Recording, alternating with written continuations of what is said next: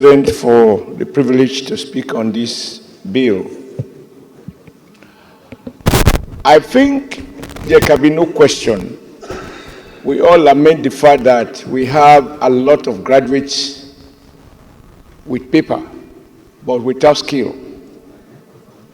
And skills are necessary for two hands to feed one mouth. Otherwise, the hands are there, but they don't have the skill to work, to add value, to create value, to be able to sustain themselves and eventually their family. I think the intention of the bill for me is very, very clear.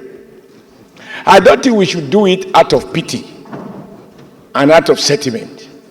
It's about recognizing those gaps that exist in our educational system and using the force of law to compel. I think we can work the bill. I'm sure the mover of the distinguished brother Afolabi spoke about whether elegant or inelegant, but I think the bill can benefit from retouch. But the overall purpose, in my view, is to say that after NYSC, a young man may have been forced to read a course or to read a course that she didn't want to read, but that is what the university quote offered. And so we have graduates who parade documents that does not reflect their aptitude. I think the idea of internship is that you may well find that you read mass comm, but you have skill in other areas. And it doesn't require creation of another institution. In my view, there are parts of the world where employers are encouraged to take on young people and expose them to acquiring skills in a modified way of apprenticeship. And just like lawyers do, you finish from law school, you are obliged to do a tutelage with a law firm before you can set up your own practice. Even though in law you can go to court, but the technicalities require that you do some internship with an established law firm. I think this is what I understand this bill to be about.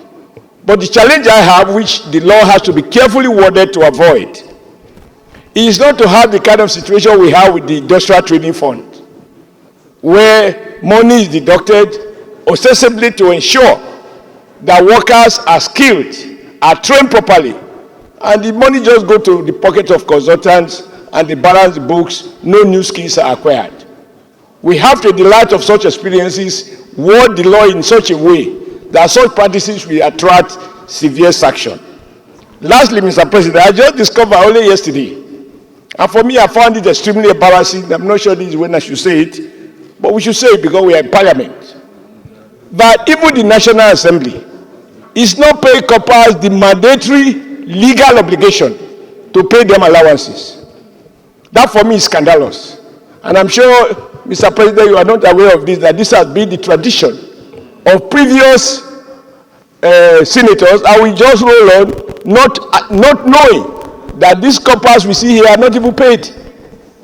And what it means is that if government agency doesn't obey the law, how will private employers obey the law?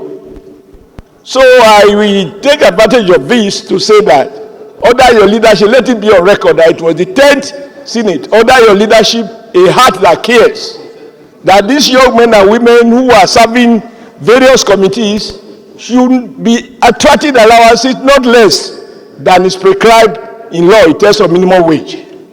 But back to this issue, and this is the last point.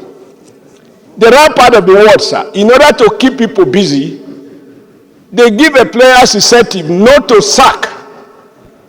Because if they follow the logic of the market, the social purpose of government does not coincide with the profit motive of private enterprise.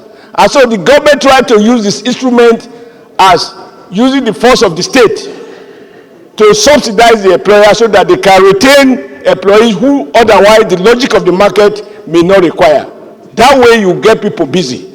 The way capitalism has survived and moderated the aggression of communism is that it created this social safety net to give everybody a sense of belonging. People will say we are not yet wrapped, but sir, Mr. President, we are wrapped enough, because the challenge we have now, when we have market money, traders money, conditional cash transfer, this ad hoc approach to dealing with the poor in our midst is, for me, not a structured way. I think we need to structure the idea that every Nigerian who lacks job because of our choice of economic policies or the fact that our population will grow much faster than the rate of economic growth, but they deserve to have something at the end of the month. How much it should be will be a matter for another day. It is to be preferred to this ad hoc cash transfer that you can't control. It's ad hoc by nature, it's not structured, and as we have seen, accountability is a big issue. I urge my colleagues to give their support to this bill. I think it is the national interest and our own elected self-interest. Thank you, Mr. President, for this privilege. Thank you, distinguished colleagues.